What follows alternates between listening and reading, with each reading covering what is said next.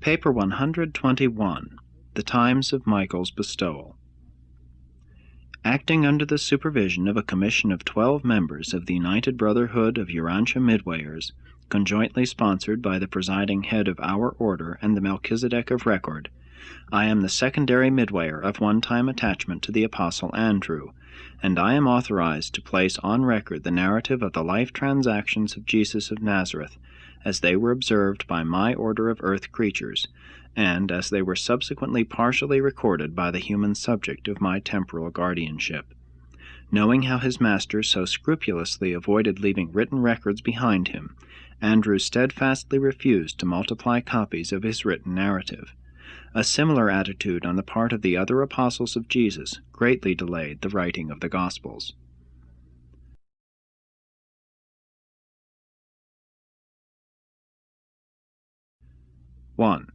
The Occident of the first century after Christ.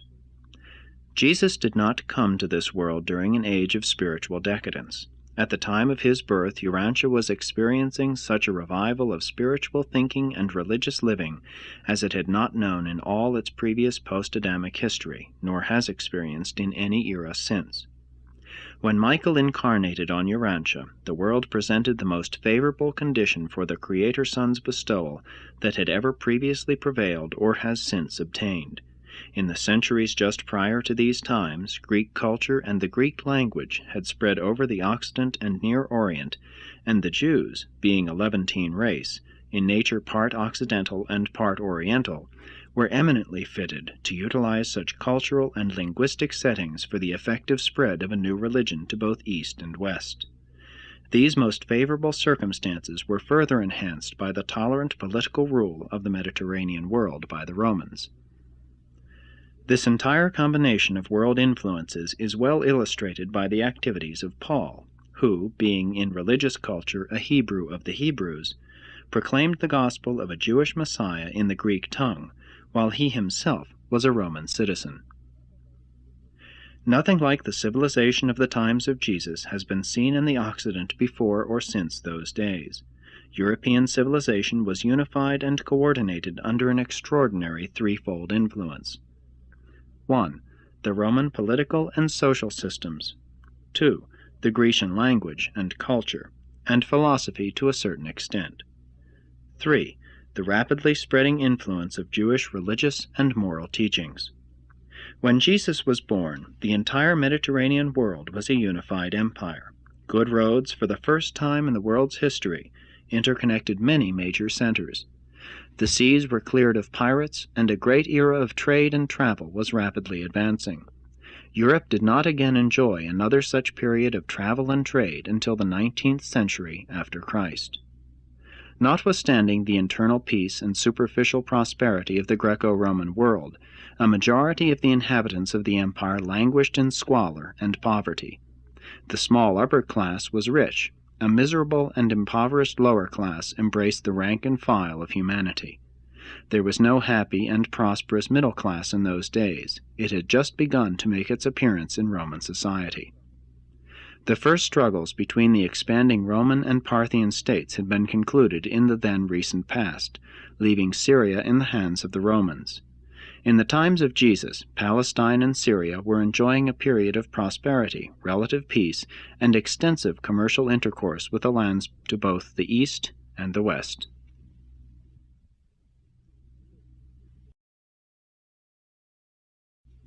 Two, the Jewish people. The Jews were a part of the older Semitic race, which also included the Babylonians, the Phoenicians, and the more recent enemies of Rome, the Carthaginians.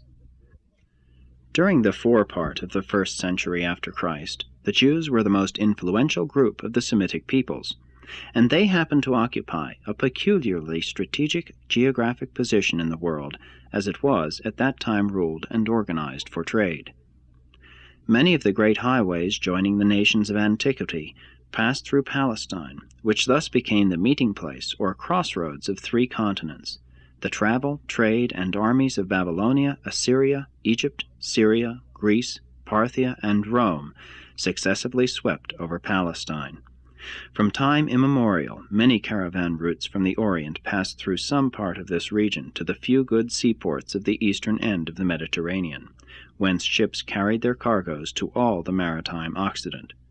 And more than half of this caravan traffic passed through or near the little town of Nazareth in Galilee. Although Palestine was the home of Jewish religious culture and the birthplace of Christianity, the Jews were abroad in the world, dwelling in many nations and trading in every province of the Roman and Parthian states. Greece provided a language and a culture. Rome built the roads and unified an empire. But the dispersion of the Jews, with their more than 200 synagogues and well-organized religious communities scattered hither and yon throughout the Roman world, provided the cultural centers in which the new gospel of the kingdom of heaven found initial reception, and from which it subsequently spread to the uttermost parts of the world. Each Jewish synagogue tolerated a fringe of Gentile believers, devout or God-fearing men, and it was among this fringe of proselytes that Paul made the bulk of his early converts to Christianity. Even the temple at Jerusalem possessed its ornate court of the Gentiles. There was very close connection between the culture, commerce, and worship of Jerusalem and Antioch. In Antioch, Paul's disciples were first called Christians. The centralization of the Jewish temple worship at Jerusalem constituted alike the secret of the survival of their monotheism and the promise of the nurture and sending forth to the world of a new and enlarged concept of that one God of all nations and Father of all mortals. The temple service at Jerusalem represented the survival of a religious cultural concept in the face of the downfall of a succession of Gentile national overlords and racial persecutors. The Jewish people of this time, although under Roman suzerainty, enjoyed a considerable degree of self-government, and, remembering the then only recent heroic exploits of deliverance executed by Judas Maccabee and his immediate successors, were vibrant with the expectation of the immediate appearance of a still greater deliverer, the long-expected Messiah. The secret of the survival of Palestine, the kingdom of the Jews, as a semi-independent state was wrapped up in the foreign policy of the Roman government, which desired to maintain control of the Palestinian highway of travel between Syria and Egypt, as well as the western terminals of the caravan routes between the Orient and the Occident. Rome did not wish any power to arise in the Levant which might curb her future expansion in these regions. The policy of intrigue, which had for its object the pitting of Seleucid Syria and Ptolemaic Egypt against each other, necessitated fostering Palestine as a separate and independent state. Roman policy, the degeneration of Egypt, and the progressive weakening of the Seleucids before the rising power of Parthia explain why it was that for several generations a small and unpowerful group of Jews was able to maintain its independence against both the Seleucidae to the north and the Ptolemies to the south. This fortuitous liberty and independence of the political rule of surrounding and more powerful peoples the Jews attributed to the fact that they were the chosen people, to the direct interposition of Yahweh. Such an attitude of racial superiority made it all the harder for them to endure Roman suzerainty when it finally fell upon their land. But even in that sad hour, the Jews refused to learn that their world mission was spiritual, not political. The Jews were unusually apprehensive and suspicious during the times of Jesus because they were then ruled by an outsider, Herod the Idumean, who had seized the overlordship of Judea by cleverly ingratiating himself with the Roman rulers. And though Herod professed loyalty to the Hebrew ceremonial observances, he proceeded to build temples for many strange gods. The friendly relations of Herod with the Roman rulers made the world safe for Jewish travel, and thus opened the way for increased Jewish penetration, even of distant portions of the Roman Empire, and of foreign treaty nations with the new gospel of the kingdom of heaven. Herod's reign also contributed much toward the further blending of Hebrew and Hellenistic philosophies. Herod built the harbor of Caesarea, which further aided in making Palestine the crossroads of the civilized world. He died in 4 B.C., and his son Herod Antipas governed Galilee and Perea during Jesus' youth and ministry to A.D. 39. Antipas, like his father, was a great builder. He rebuilt many of the cities of Galilee, including the important trade center of Sepphoris. The Galileans were not regarded with full favor by the Jerusalem religious leaders and rabbinical teachers. Galilee was more Gentile than Jewish when Jesus was born. 3. Among the Gentiles. Although the social and economic condition of the Roman state was not of the highest order, the widespread domestic peace and prosperity was propitious for the bestowal of Michael. In the 1st century after Christ, the society of the Mediterranean world consisted of 5 well-defined strata. 1. The aristocracy, the upper classes with money and official power, the privileged and ruling groups. 2. The business groups, the merchant princes and the bankers, the traders, the big importers and exporters, the international merchants. 3. The small middle class. Although this group was indeed small, it was very influential and provided the moral backbone of the early Christian Church, which encouraged these groups to continue in their various crafts and trades. Among the Jews, many of the Pharisees belonged to this class of tradesmen. 4. The free proletariat.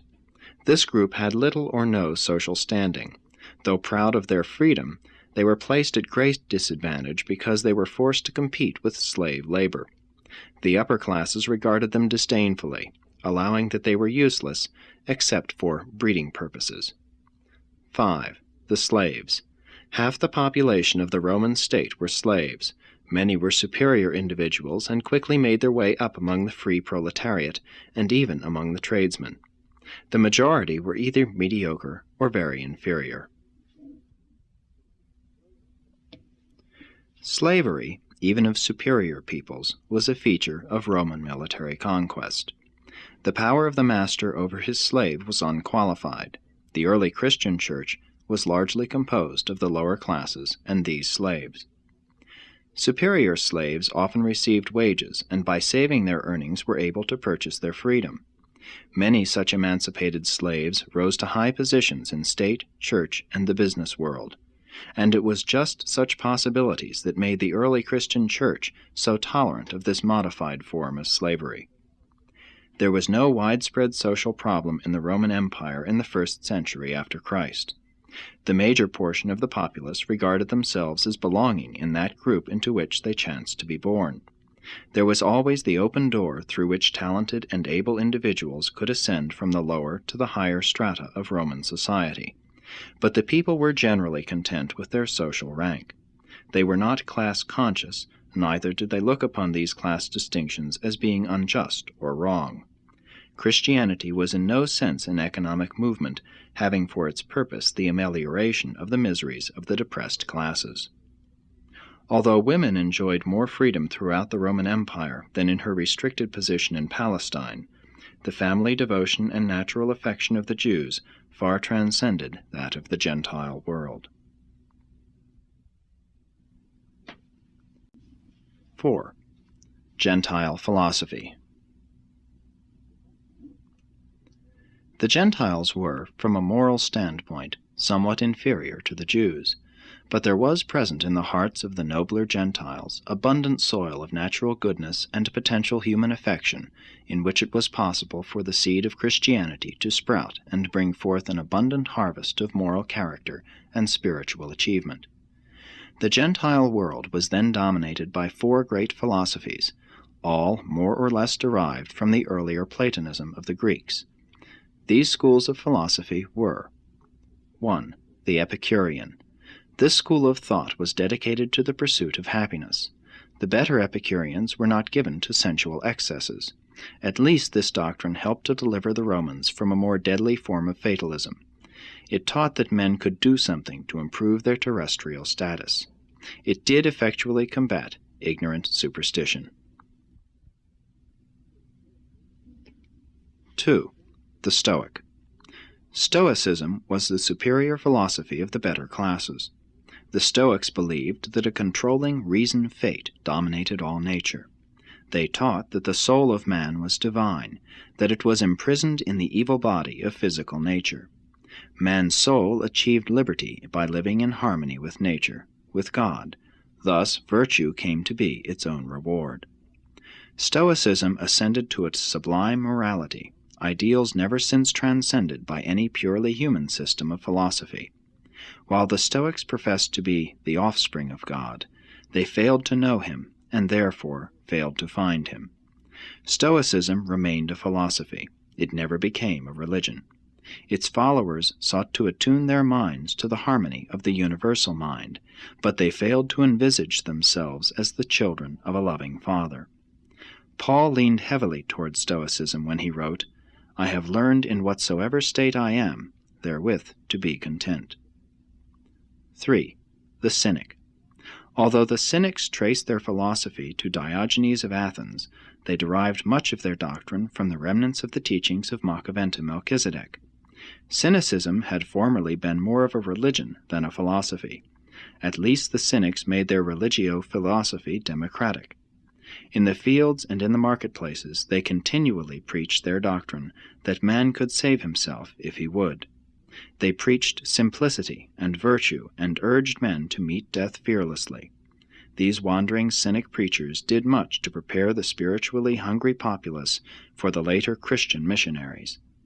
Their plan of popular preaching was much after the pattern and in accordance with the style of Paul's epistles. 4. The Skeptic. Skepticism asserted that knowledge was fallacious, and that conviction and assurance were impossible. It was a purely negative attitude and never became widespread. These philosophies were semi-religious. They were often invigorating, ethical, and ennobling, but were usually above the common people. With the possible exception of cynicism, they were philosophies for the strong and the wise, not religions of salvation for even the poor and the weak.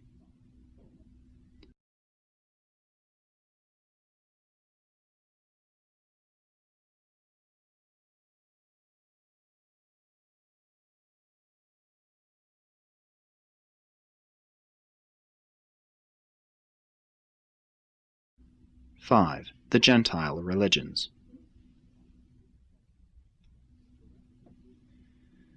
Throughout preceding ages, religion had chiefly been an affair of the tribe or nation. It had not often been a matter of concern to the individual. Gods were tribal or national, not personal. Such religious systems afforded little satisfaction for the individual spiritual longings of the average person. In the times of Jesus, the religions of the Occident included 1. The pagan cults. These were a combination of Hellenic and Latin mythology, patriotism, and tradition. 2.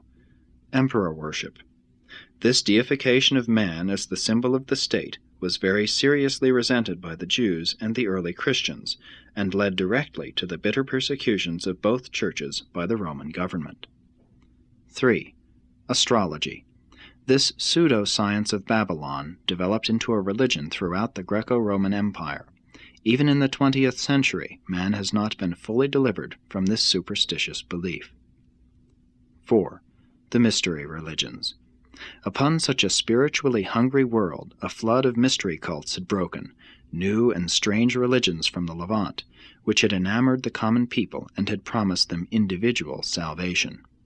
These religions rapidly became the accepted belief of the lower classes of the Greco-Roman world, and they did much to prepare the way for the rapid spread of the vastly superior Christian teachings, which presented a majestic concept of deity associated with an intriguing theology for the intelligent and a profound proffer of salvation for all, including the ignorant but spiritually hungry average man of those days. The mystery religions spelled the end of national beliefs and resulted in the birth of the numerous personal cults. The mysteries were many, but were all characterized by 1. Some mythical legend, a mystery, whence their name. As a rule, this mystery pertained to the story of some god's life and death and return to life, as illustrated by the teachings of Mithraism, which for a time were contemporary with and a competitor of Paul's rising cult of Christianity. 2. The mysteries were non-national and interracial. They were personal and fraternal, giving rise to religious brotherhoods and numerous sectarian societies. 3.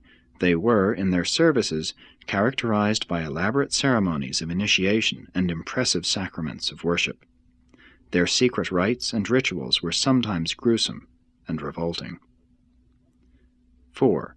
But no matter what the nature of their ceremonies or the degree of their excesses, these mysteries invariably promise their devotees salvation, deliverance from evil, survival after death, and enduring life in blissful realms beyond this world of sorrow and slavery. But do not make the mistake of confusing the teachings of Jesus with the mysteries. The popularity of the mysteries reveals man's quest for survival, thus portraying a real hunger and thirst for personal religion and individual righteousness. Although the mysteries failed adequately to satisfy this longing, they did prepare the way for the subsequent appearance of Jesus, who truly brought to this world the bread of life and the water thereof. Paul, in an effort to utilize the widespread adherence to the better types of the mystery religions, made certain adaptations of the teachings of Jesus so as to render them more acceptable to a larger number of prospective converts. But even Paul's compromise of Jesus' teachings, Christianity, was superior to the best in the mysteries in that, 1. Paul taught a moral redemption, an ethical salvation. Christianity pointed to a new life and proclaimed a new ideal. Paul forsook magic rites and ceremonial enchantments. 2. Christianity presented a religion which grappled with final solutions of the human problem, for it not only offered salvation from sorrow and even from death, but it also promised deliverance from sin, followed by the endowment of a righteous character of eternal survival qualities. 3. The mysteries were built upon myths. Christianity, as Paul preached it, was founded upon a historic fact, the bestowal of Michael, the Son of God, upon mankind.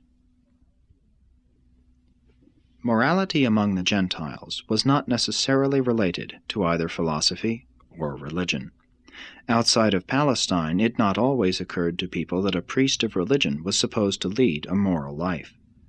Jewish religion, and subsequently the teachings of Jesus, and later the evolving Christianity of Paul, were the first European religions to lay one hand upon morals and the other upon ethics, insisting that religionists pay some attention to both. Into such a generation of men, dominated by such incomplete systems of philosophy and perplexed by such complex cults of religion, Jesus was born in Palestine. And to this same generation he subsequently gave his gospel of personal religion, sonship with God.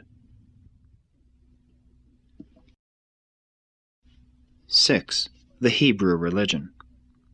By the close of the 1st century before Christ, the religious thought of Jerusalem had been tremendously influenced and somewhat modified by Greek cultural teachings and even by Greek philosophy. In the long contest between the views of the Eastern and Western schools of Hebrew thought, Jerusalem and the rest of the Occident and the Levant in general adopted the Western Jewish or modified Hellenistic viewpoint. In the days of Jesus, 3 languages prevailed in Palestine. The common people spoke some dialect of Aramaic. The priests and rabbis spoke Hebrew. The educated classes and the better strata of Jews in general spoke Greek. The early translation of the Hebrew Scriptures into Greek at Alexandria was responsible in no small measure for the subsequent predominance of the Greek wing of Jewish culture and theology. And the writings of the Christian teachers were soon to appear in the same language. The Renaissance of Judaism dates from the Greek translation of the Hebrew Scriptures. This was a vital influence which later determined the drift of Paul's Christian cult toward the West instead of toward the East. Though the Hellenized Jewish beliefs were very little influenced by the teachings of the Epicureans, they were very materially affected by the philosophy of Plato and the self-abnegation doctrines of the Stoics. The great inroad of Stoicism is exemplified by the 4th book of the Maccabees. The penetration of both Platonic philosophy and Stoic doctrines is exhibited in the Wisdom of Solomon. The Hellenized Jews brought to the Hebrew Scriptures such an allegorical interpretation that they found no difficulty in conforming Hebrew theology with their revered Aristotelian philosophy. But this all led to disastrous confusion until these problems were taken in hand by Philo of Alexandria, who proceeded to harmonize and systematize Greek philosophy and Hebrew theology into a compact and fairly consistent system of religious belief and practice. And it was this later teaching of combined Greek philosophy and Hebrew theology that prevailed in Palestine when Jesus lived and taught, and which Paul utilized as the foundation on which to build his more advanced and enlightening cult of Christianity. Philo was a great teacher. Not since Moses had there lived a man who exerted such a profound influence on the ethical and religious thought of the Occidental world. In the matter of the combination of the better elements in contemporaneous systems of ethical and religious teachings, there have been 7 outstanding human teachers: Sethard, Moses, Zoroaster, Lao Tzu, Buddha, Philo, and Paul. Many, but not all, of Philo's inconsistencies resulting from an effort to combine Greek mystical philosophy and Roman Stoic doctrines with the legalistic theology of the Hebrews, Paul recognized and wisely eliminated from his pre-Christian basic theology. Philo led the way for Paul more fully to restore the concept of the Paradise Trinity, which had long been dormant in Jewish theology. In only one matter did Paul fail to keep pace with Philo, or to transcend the teachings of this wealthy and educated Jew of Alexandria, and that was the doctrine of the atonement. Philo taught deliverance from the doctrine of forgiveness only by the shedding of blood. He also possibly glimpsed the reality and presence of the thought adjusters more clearly than did Paul. But Paul's theory of original sin, the doctrines of hereditary guilt and innate evil and redemption therefrom, was partially Mithraic in origin, having little in common with Hebrew theology, Philo's philosophy, or Jesus' teachings. Some phases of Paul's teachings regarding original sin and the atonement were original with himself. The Gospel of John, the last of the narratives of Jesus' earth life, was addressed to the Western peoples and presents its story much in the light of the viewpoint of the later Alexandrian Christians, who were also disciples of the teachings of Philo. At about the time of Christ, a strange reversion of feeling toward the Jews occurred in Alexandria, and from this former Jewish stronghold there went forth a virulent wave of persecution, extending even to Rome, from which many thousands were banished. But such a campaign of misrepresentation was short-lived. Very soon the imperial government fully restored the curtailed liberties of the Jews throughout the empire. Throughout the whole wide world, no matter where Jews found themselves dispersed by commerce or oppression, all with one accord kept their hearts centered on the Holy Temple at Jerusalem. Jewish theology did survive as it was interpreted and practiced at Jerusalem, notwithstanding that it was several times saved from oblivion by the timely intervention of certain Babylonian teachers. As many as 2.5 million of these dispersed Jews used to come to Jerusalem for the celebration of their national religious festivals, and no matter what the theologic or philosophic differences of the Eastern, Babylonian, and the Western, Hellenic Jews, they were all agreed on Jerusalem as the center of their worship and in ever looking forward to the coming of the Messiah.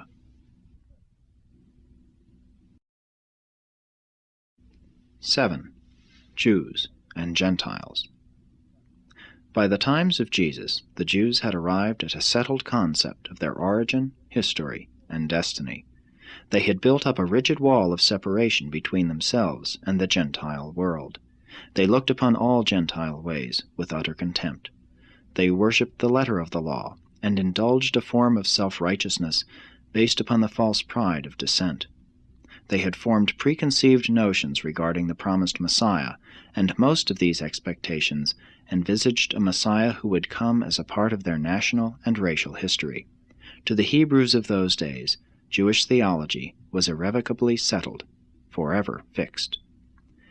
The teachings and practices of Jesus regarding tolerance and kindness ran counter to the long-standing attitude of the Jews toward other peoples whom they considered heathen.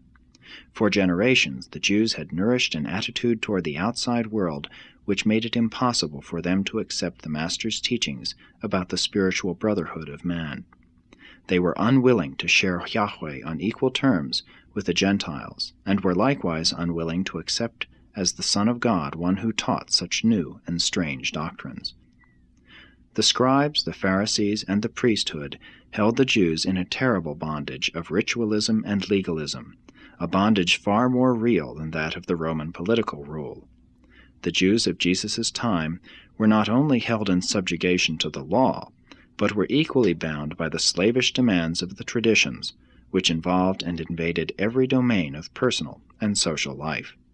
These minute regulations of conduct pursued and dominated every loyal Jew, and it was not strange that they promptly rejected one of their number who presumed to ignore their sacred traditions, and who dared to flout their long-honored regulations of social conduct. They could hardly regard with favor the teachings of one who did not hesitate to clash with dogmas, which they regarded as having been ordained by the father Abraham himself. Moses had given them their law, and they would not compromise. By the time of the 1st century after Christ, the spoken interpretation of the law by the recognized teachers, the scribes, had become a higher authority than the written law itself. And all this made it easier for certain religious leaders of the Jews to array the people against the acceptance of a new gospel.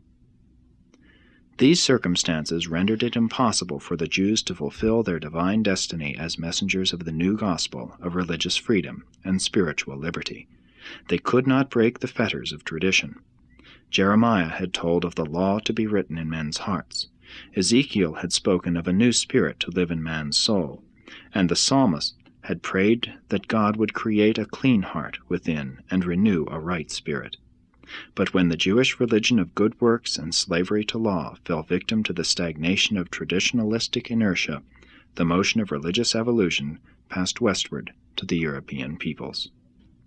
And so a different people were called upon to carry an advancing theology to the world, a system of teaching embodying the philosophy of the Greeks, the law of the Romans, the morality of the Hebrews, and the gospel of personality, sanctity, and spiritual liberty formulated by Paul and based on the teachings of Jesus. Paul's cult of Christianity exhibited its morality as a Jewish birthmark. The Jews viewed history as the providence of God, Yahweh at work. The Greeks brought to the new teaching clearer concepts of the eternal life. Paul's doctrines were influenced in theology and philosophy not only by Jesus' teachings, but also by Plato and Philo. In ethics, he was inspired not only by Christ, but also by the Stoics. The gospel of Jesus, as it was embodied in Paul's cult of Antioch Christianity, became blended with the following teachings. 1. The philosophic reasoning of the Greek proselytes to Judaism, including some of their concepts of the eternal life. 2. The appealing teachings of the prevailing mystery cults, especially the Mithraic doctrines of redemption, atonement, and salvation by the sacrifice made by some god. 3. The sturdy morality of the established Jewish religion. The Mediterranean Roman Empire, the Parthian kingdom, and the adjacent peoples of Jesus' time all held crude and primitive ideas regarding the geography of the world, astronomy, health, and disease, and naturally they were amazed by the new and startling pronouncements of the carpenter of Nazareth. The ideas of spirit possession, good and bad, applied not merely to human beings, but every rock and tree was viewed by many as being spirit-possessed. This was an enchanted age, and everybody believed in miracles as commonplace occurrences.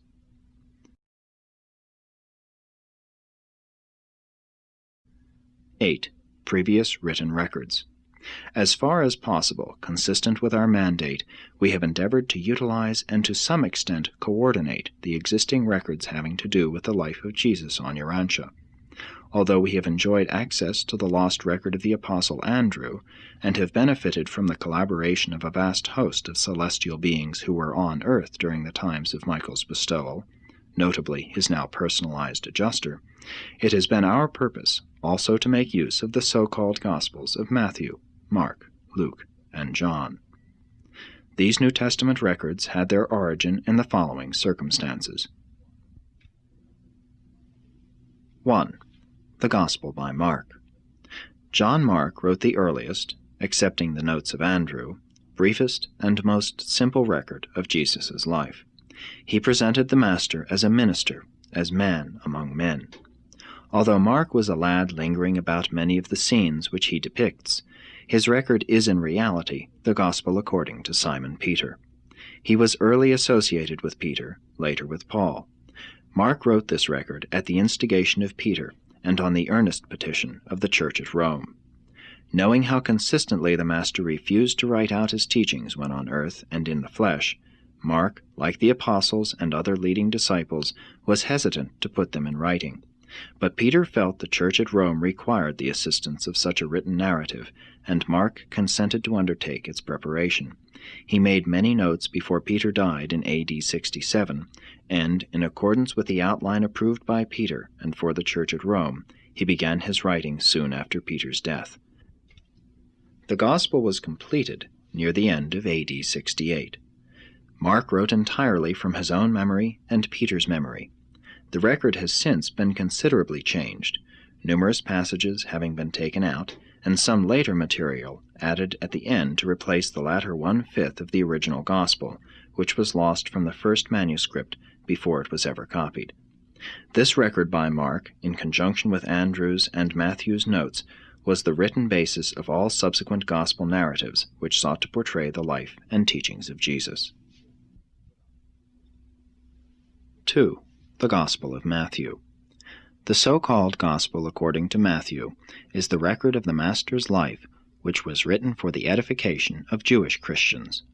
The author of this record constantly seeks to show in Jesus' life that much which he did was that it might be fulfilled which was spoken by the prophet. Matthew's Gospel portrays Jesus as a son of David, picturing him as showing great respect for the law and the prophets. The Apostle Matthew did not write this Gospel. It was written by Isidore, one of his disciples, who had as a help in his work not only Matthew's personal remembrance of these events, but also a certain record which the latter had made of the sayings of Jesus directly after the crucifixion. This record by Matthew was written in Aramaic. Isidore wrote in Greek. There was no intent to deceive in accrediting the production to Matthew. It was the custom in those days for pupils thus to honor their teachers. Matthew's original record was edited and added to in AD 40, just before he left Jerusalem to engage in evangelistic preaching. It was a private record, the last copy having been destroyed in the burning of a Syrian monastery in AD 416. Isidore escaped from Jerusalem in AD 70, after the investment of the city by the armies of Titus, taking with him to Pella a copy of Matthew's notes. In the year 71, while living at Pella, Isidore wrote the Gospel according to Matthew. He also had with him the first 4/5 of Mark's narrative. 3. The Gospel by Luke. Luke, the physician of Antioch in Pisidia, was a Gentile convert of Paul, and he wrote quite a different story of the Master's life. He began to follow Paul and learn of the life and teachings of Jesus in AD 47. Luke preserves much of the grace of the Lord Jesus Christ in his record, as he gathered up these facts from Paul and others. Luke presents the Master as the friend of publicans and sinners. He did not formulate his many notes into the Gospel until after Paul's death. Luke wrote in the year 82 in Achaia. He planned 3 books dealing with the history of Christ and Christianity, but died in AD 90, just before he finished the second of these works, the Acts of the Apostles. As material for the compilation of his Gospel, Luke first depended upon the story of Jesus' life as Paul had related it to him. Luke's Gospel is, therefore, in some ways, the Gospel according to Paul. But Luke had other sources of information. He not only interviewed scores of eyewitnesses to the numerous episodes of Jesus' life which he records, but he also had with him a copy of Mark's Gospel, that is, the first 4/5. Isidore's narrative, and a brief record made in the year AD 78 at Antioch by a believer named Cedes. Luke also had a mutilated and much edited copy of some notes purported to have been made by the Apostle Andrew.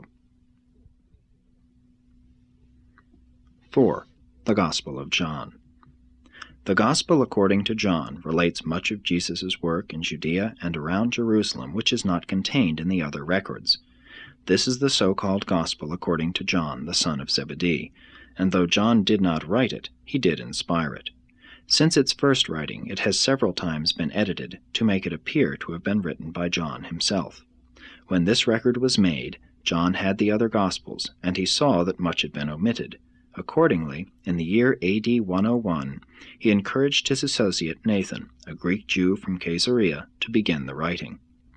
John supplied his material from memory and by reference to the 3 records already in existence. He had no written records of his own. The epistle known as 1 John was written by John himself as a covering letter for the work which Nathan executed under his direction. All these writers presented honest pictures of Jesus as they saw, remembered, or had learned of him, and as their concepts of these distant events were affected by their subsequent espousal of Paul's theology of Christianity. And these records, imperfect as they are, have been sufficient to change the course of the history of Urantia for almost 2,000 years.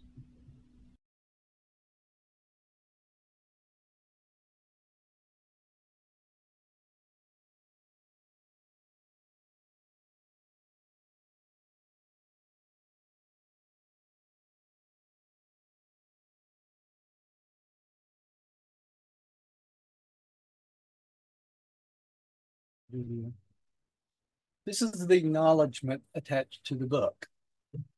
Acknowledgement. In carrying out my commission to restate the teachings and retell the doings of Jesus of Nazareth, I have drawn freely upon all sources of records and planetary information.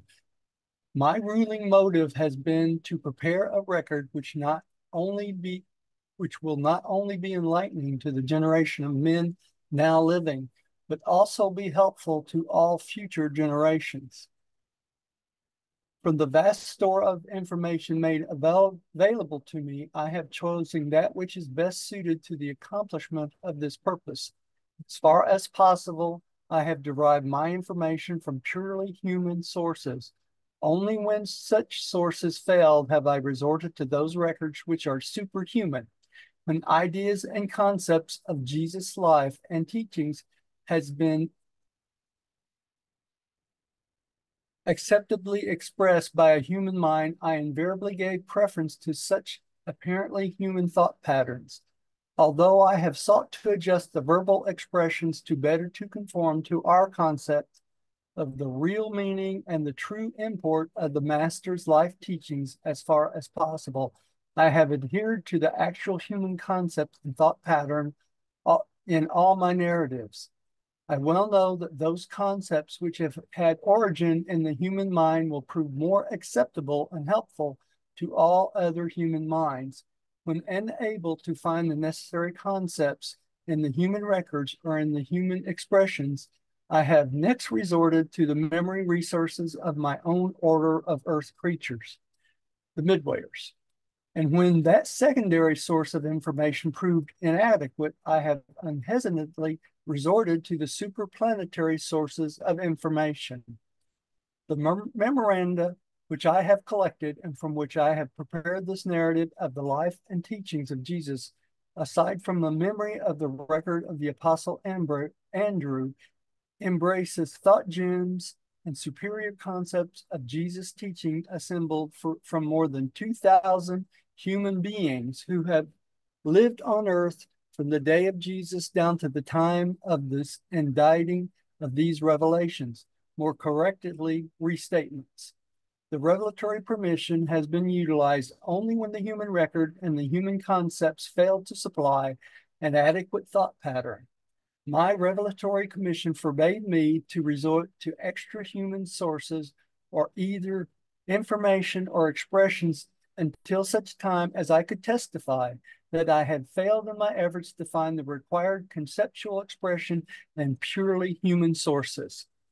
While I, with the collaboration of my 11 associates, fellow midwayers, and under the supervision of the Melchizedek of Record, have portrayed this narrative in accordance with my concept of its effective arrangement and response to my choice of immediate expression.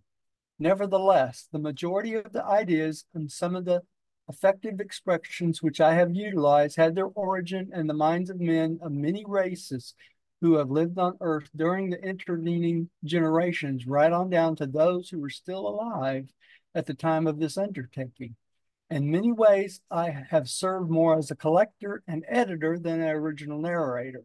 I have unhesitantly appropriated those ideas and concepts, preferably human, which would enable me to create and most effective portraiture of Jesus' life, which would qualify me to restate his matchless teachings and the most strikingly helpful and universally uplifting phraseology. In behalf of the Brotherhood of the United Midwayers of Urantia, I most gratefully acknowledge our indebtedness to all sources of record and concept which have been hereafter utilized in the further elaboration of our restatement of Jesus' life on earth.